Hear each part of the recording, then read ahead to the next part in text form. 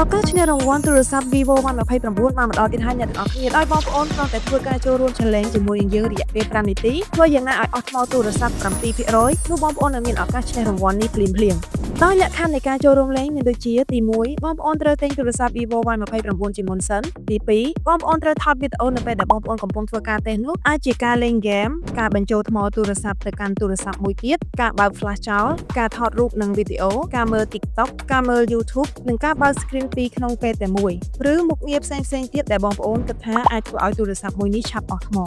ទី3ធ្វើការផុសវីដេអូនេះជា public អាចផុសនៅក្នុង Facebook ឬ TikTok ដោយភ្ជាប់ជាមួយនឹង caption ដែលបងប្អូនចង់ដាក់ជាពិសេសត្រូវភ្ជាប់ជាមួយនឹង hashtag 3ដូចជា Vivo Cambodia Y29 Battery Challenge ជាមួយនឹង Vivo Y29 ចំណែកឯលក្ខខណ្ឌទី4នោះគឺបងប្អូនអាចចូលរួមលេងនៅតាមបណ្ដាហាងលក់ទូរស័ព្ទដៃដែលជាដៃគូសហការរបស់ក្រុមហ៊ុន Vivo ដែលមានការលេង challenge នេះសម្រាប់រង្វាន់របស់យើងវិញប្រសិនបើបងប្អូនលេងឈ្នះ challenge មួយនេះបងប្អូននឹងទទួលបានទូរស័ព្ទ Vivo Y29 ចំនួន1គ្រឿងដោយឥតគិតថ្លៃគឺទូរស័ព្ទដែលបងប្អូនបានទិញអំបញ្ញមិញនេះតែបើសិនជាបងប្អូនលេងមិនបានឈ្នះ challenge មួយនេះទេបងប្អូននៅតែទទួលបានកាដូលើកទឹកចិត្តពីយើងនោះគឺជាកាដូពិសេសរបស់ Y Series ចំនួន1ភ្លាមៗដូច្នេះកុំភ្លេចចូលរួមលេងទាំងអស់គ្នាណារង្វាន់ទូរស័ព្ទដៃ Vivo Y29 មានតែ10រង្វាន់ប៉ុណ្ណោះបងប្អូនទិញមុនបងប្អូនបានឈ្នះមុន